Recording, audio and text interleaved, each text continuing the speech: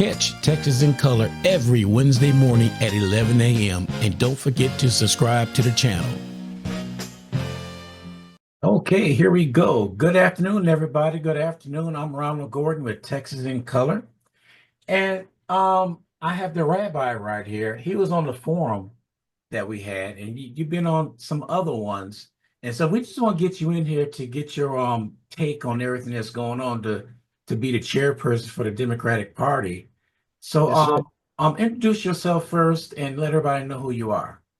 My name is Rabbi Misha Ben David. I'm in Austin. I am a retired counselor, a performing musician, and a Democratic activist since I was in my teens when I lived in Alaska. I first started going door to door for Jimmy Carter in 1976, and I've worked in every campaign since then. I actually did some work for the Dukakis campaign briefly. So I'm very much involved in the nitty-gritty of Texas politics and on the Democratic side. Speak about the nitty-gritty and getting involved with it. This it went from being cordial with everybody, running before, and now to me it's just plain ruthless right now.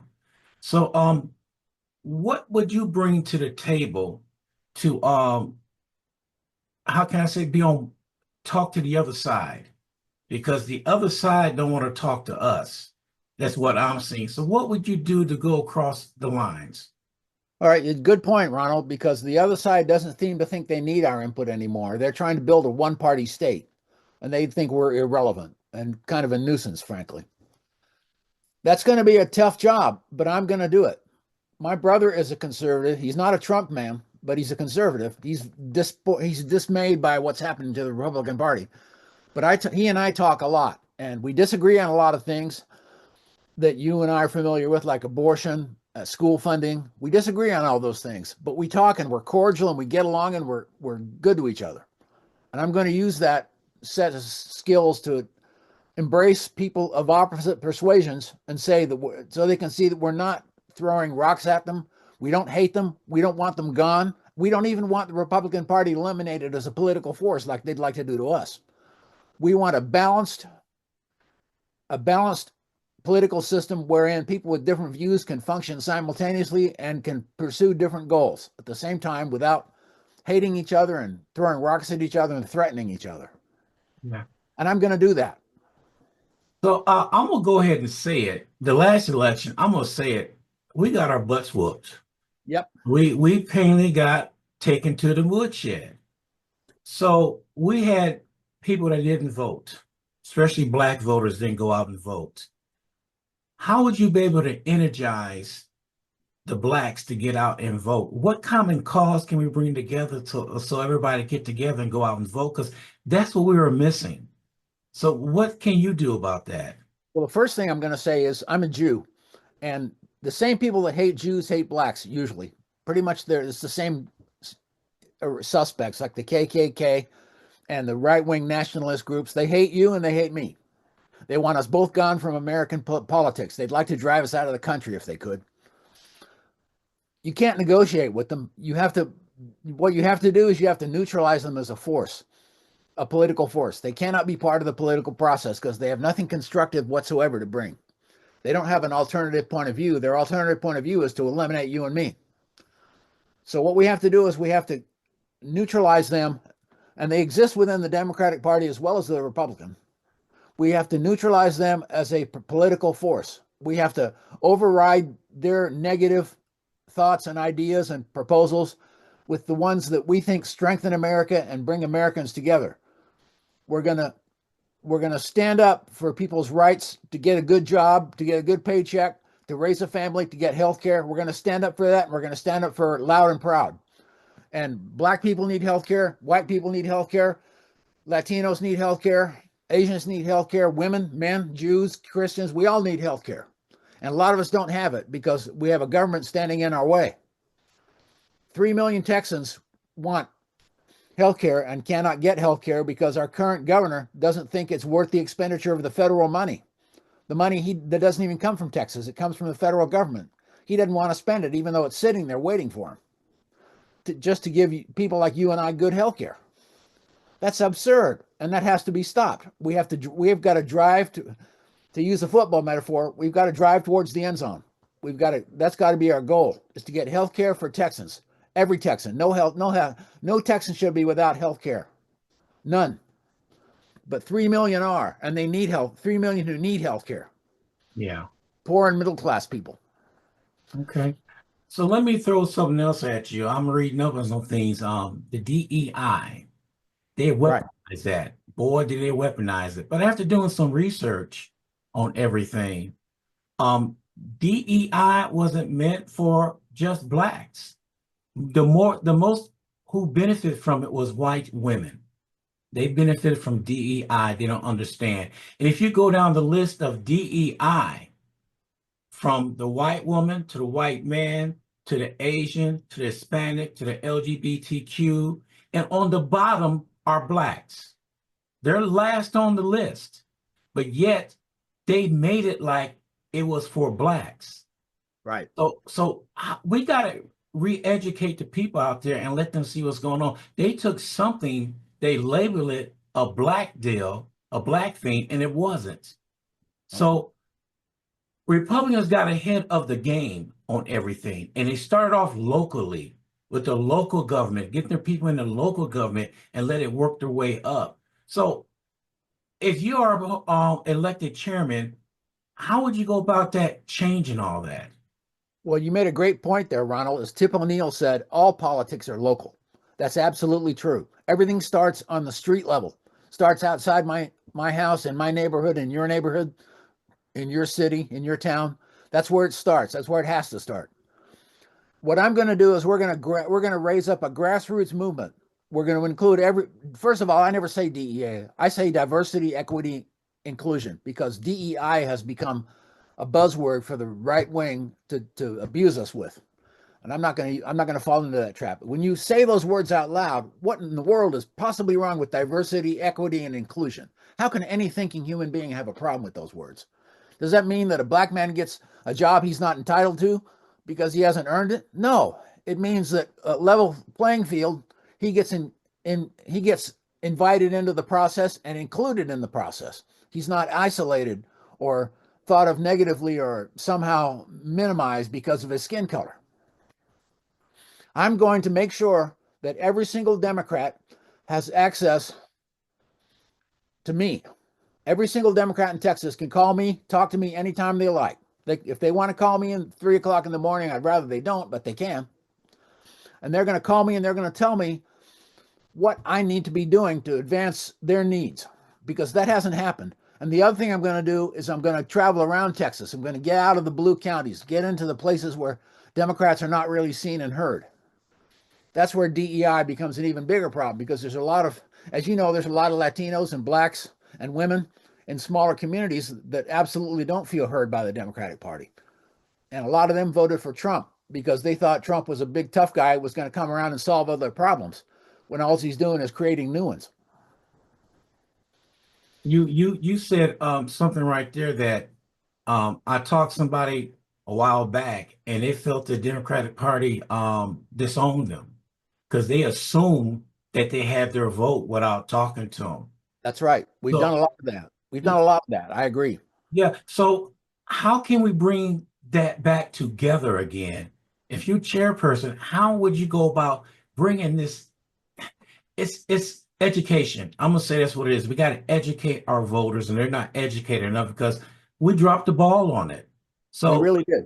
we can't assume that, okay, the color of your skin, you're black, you automatically gonna vote Democrat. That's not happening anymore. They feel neglected. So what are we gonna do about that? How are you gonna fix that?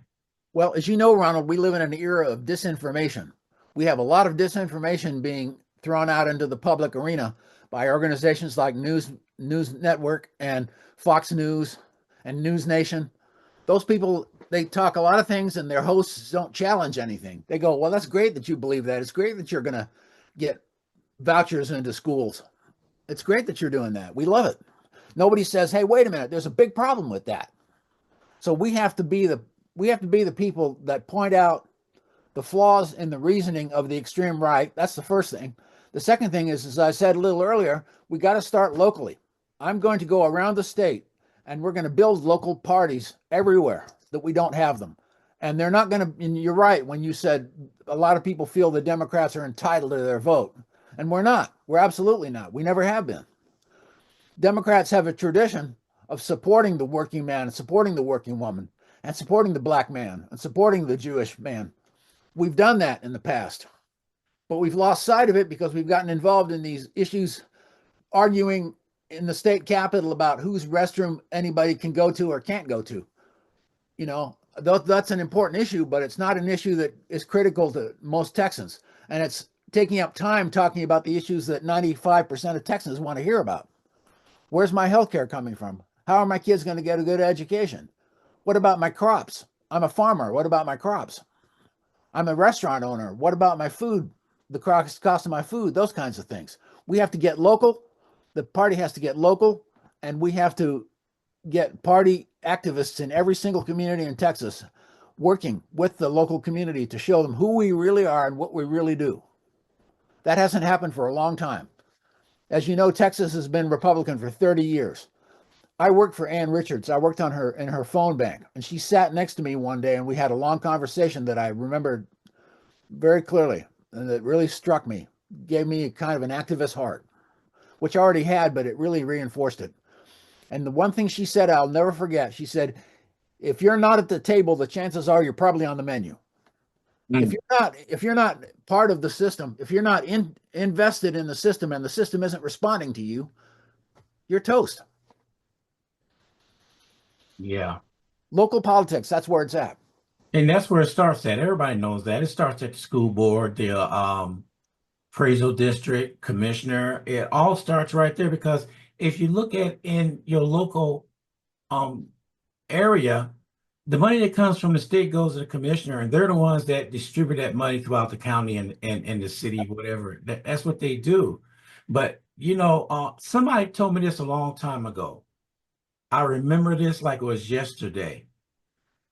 How are the politicians going to know what you want if you don't say anything?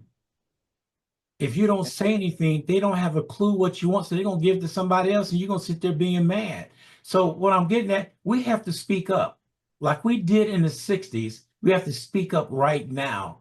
And there's a lack of leadership and speaking up among the locals. Yes, sir. You're absolutely right. You couldn't be more right. What we have to understand, you're right when you talked about the county commissioners, the county treasurers, the county Democratic Party chairs. Those people are essential to what we need to do next. If we don't have them on board, we're wasting our time and money. It's that simple. Yeah, yeah, it's something else. So, let's switch gears a little bit, and I want to go on what's happening right now in Austin. The Senate passed the school vouchers. Yeah. Now it's going to the House, I guess is what you call it. Now, there was nothing really clear point on what they're going to do with the vouchers and how people are going to get the vouchers. So now it's going where they have to, I guess, start trimming the fat or adding things to it and all that going on. But the problem is Democrats don't have a voice in that. Well, we're outnumbered, but we're not completely without hope. What happens now is it goes to the House, and the House is going to have a different bill. And what happens then is they have to go to conference committee with made up of members of the House and the Senate. So there's still places in there where we can get a foot in the door and we can do something if we try. We need Republican help. There's no doubt about that. We need some Republicans who see the forest is made up of trees and understand that school vouchers are nothing but giveaways for rich people.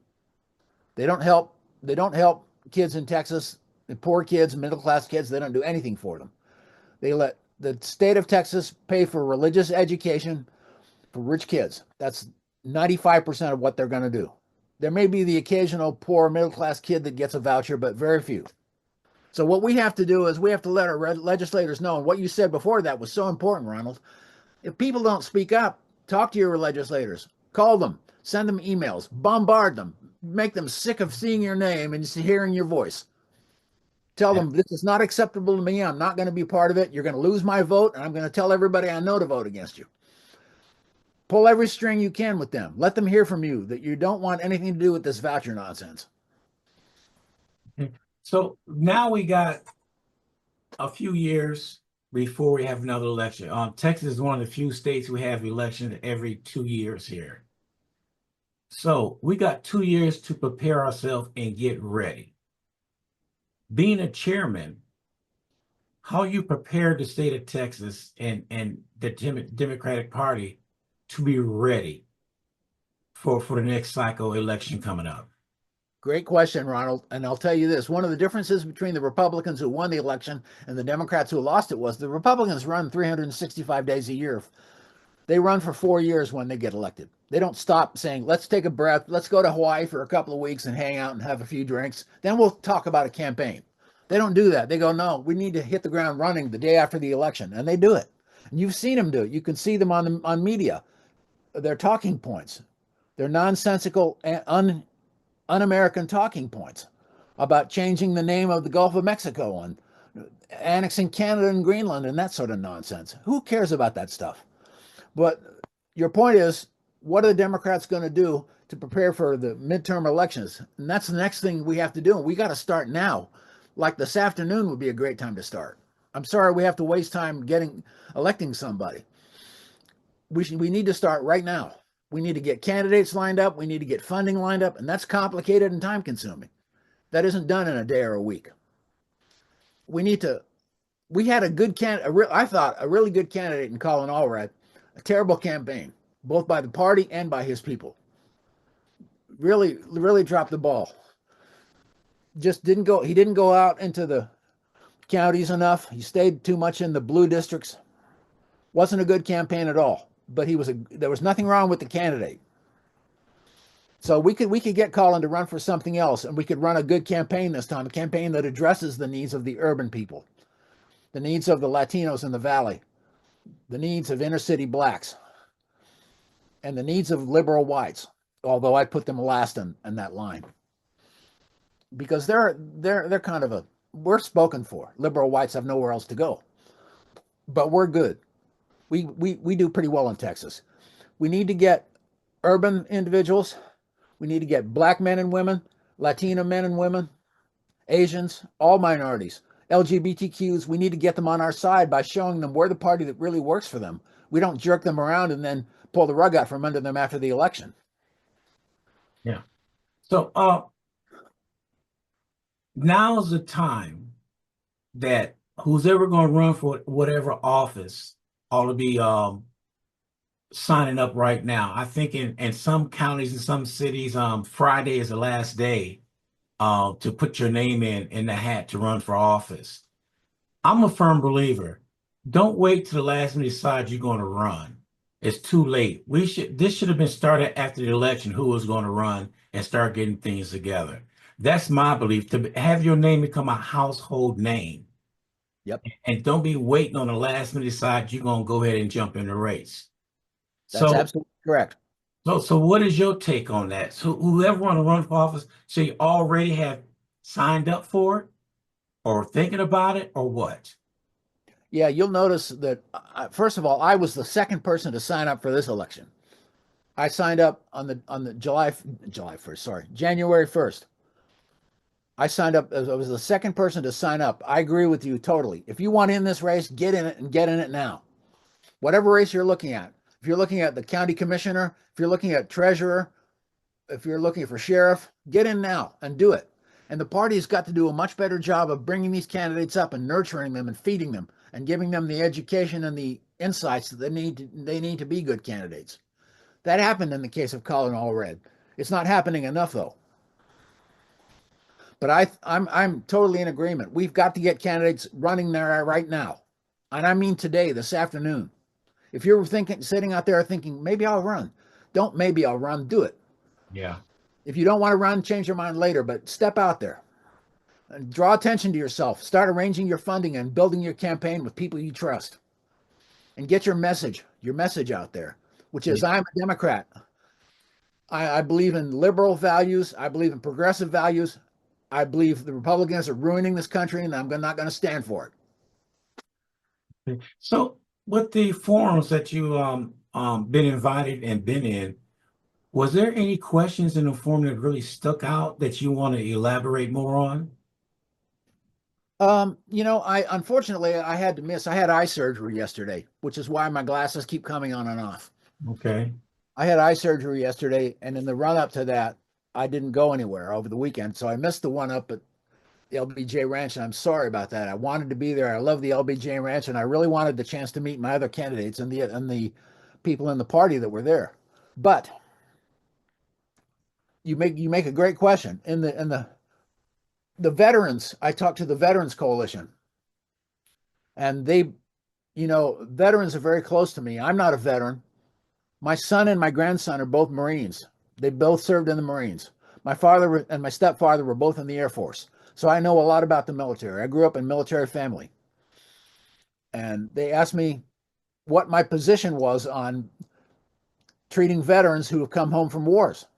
I'm a counselor. I used to be, I'm retired now, but I was a licensed counselor. And I work with veterans, and I know their needs. I've talked to my son and my grandson about the needs of veterans. Even though they didn't serve in the military, in a war zone, they were still military veterans and subject to military stresses. I believe we're doing a shoddy job of dealing with our veterans. Really shoddy. I meet them on the street all the time. There's a couple of them that hang around the Walgreens I go to, and I buy them sodas and buy them popcorn and potato chips just so they can eat. Took one of them to get a hamburger a couple of weeks ago. It's terrible what's happening to these poor people, men and women. And I will say, far more often than not, black. Far more often than not, they're black, and that's disgraceful. And that's one thing I didn't get to express myself in that meeting very well about. I want us to do a far better job of dealing with our veterans. I want us to not stop being ashamed of people who serve in the military like they're baby killers or that kind of nonsense. I used to hear that stuff when I was a kid. I protested against the Vietnam War, but I was also in ROTC. I was an officer in ROTC, and at the same time, I protested against the war because I saw classmates of mine getting killed. Yeah. Didn't literally see them getting killed, but I heard about them dying. And I believe in the military. I believe very strongly in the military. It's a great organization. But I don't think we're doing a very good job in dealing with the people who are serving in the military. That's one question that I thought about a lot that I didn't get to express myself on. Okay. I'm gonna ask you one last question. Not really a question, but I want you to tell everybody why you think you should be chairman. Here's why you want me to be chairman. I am not an apparatchik of the Democratic Party. I have not functioned within the party mechanisms that a lot of the other candidates have. And they're great people, and I like them, and I will support them if I'm not elected. That's not a question for me. But I am not. I don't know where necessarily how things work within the party. But what I do know is how to be an activist. I've opened and made a profit at my own business where I've had to hire and fire people. So I know how to do that. I'm a musician. I know how to write. I used to be a journalist. So I know how to talk about news and to make news work for me when you express it the right way and when you publicize it the right way. I know all these skills, and these skills need to be put to use for the Democrats of Texas. And what I'm going to do is I'm going to travel around the state, and I'm going to engage every single Democrat in the state if I can, from the Rio Grande Valley to El Paso to Denton to Dalhart. Every single Texan Democrat is going to be engaged in this party if I have my way. Absolutely nobody will be forgotten. Okay, sir. We appreciate you coming on, taking your time out of your busy schedule for coming on Texas in Color. Thank you, Ronald, and thank you to your people there. All right, we're looking forward to some more forums coming your way. Yes, sir. I hope to meet you soon. Yeah, same here. You take care. You're in Austin. I'm in San Antonio, so I'm not that far away. Come up, we'll have lunch. Okay. All right, sir. We appreciate it. Bye-bye. All right, thank you. Thank you for watching Texas in Color. Please tune in every Wednesday at 11 a.m. And please don't forget to subscribe to the channel and hit that notification button so you'll be notified each and every time we go on live.